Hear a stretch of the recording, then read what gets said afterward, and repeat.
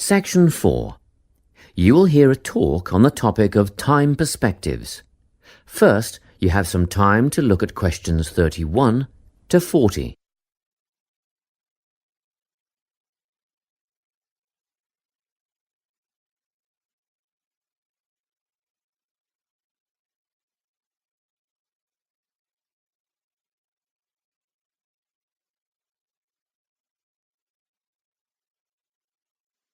Listen carefully and answer questions 31 to 40. Today, I'm going to be talking about time. Specifically, I'll be looking at how people think about time and how these time perspectives structure our lives. According to social psychologists, there are 6 ways of thinking about time, which are called personal time zones. The first 2 are based in the past. Past positive thinkers spend most of their time in a state of nostalgia, fondly remembering moments such as birthdays, marriages, and important achievements in their life. These are the kinds of people who keep family records, books, and photo albums. People living in the past negative time zone are also absorbed by earlier times, but they focus on all the bad things, regrets, failures, poor decisions. They spend a lot of time thinking about how life could have been. Then, we have people who live in the present. Present hedonists are driven by pleasure and immediate sensation. Their life motto is to have a good time and avoid pain. Present fatalists live in the moment too, but they believe this moment is the product of circumstances entirely beyond their control. It's their fate, whether it's poverty, religion, or society itself. Something stops these people from believing they can play a role in changing their outcomes in life. Life simply is, and that's that. Looking at the future time zone, we can see that people classified as future active are the planners and go-getters. They work rather than play and resist temptation. Decisions are made based on potential consequences, not on the experience itself. A second future-orientated perspective, future fatalistic, is driven by the certainty of life after death and some kind of a judgment day when they will be assessed on how virtuously they have lived and what success they have had in their lives. Okay, let's move on. You might ask, how do these time zones affect our lives?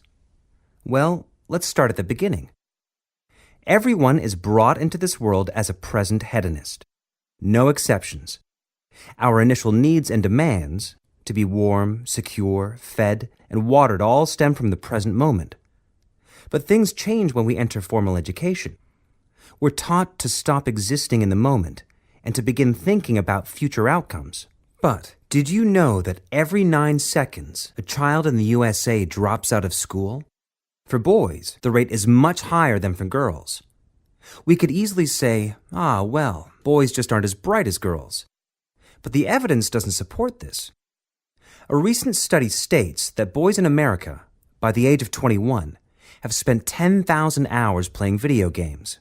The research suggests that they'll never fit in the traditional classroom because these boys require a situation where they have the ability to manage their own learning environment. Now, let's look at the way we do prevention education.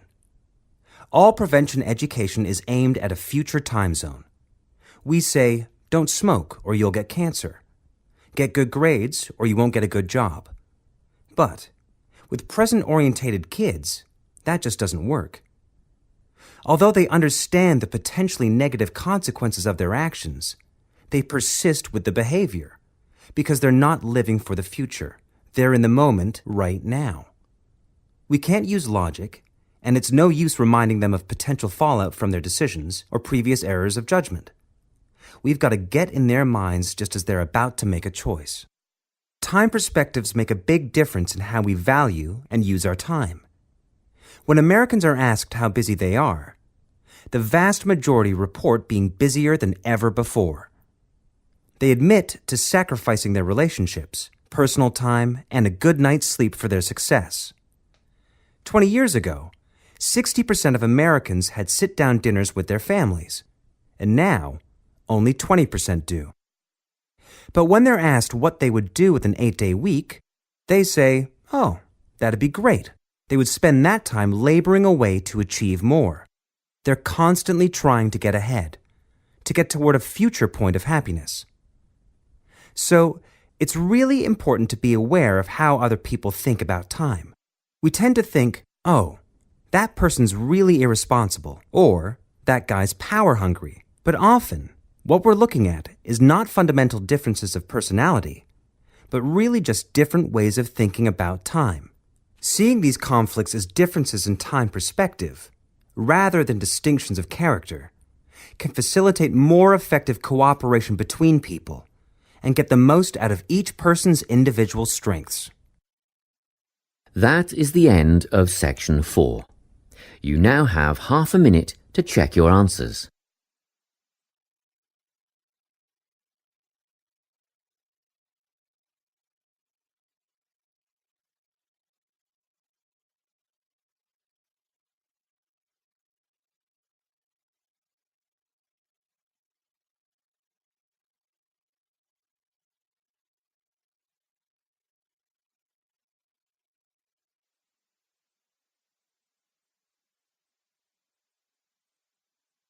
That is the end of the listening test.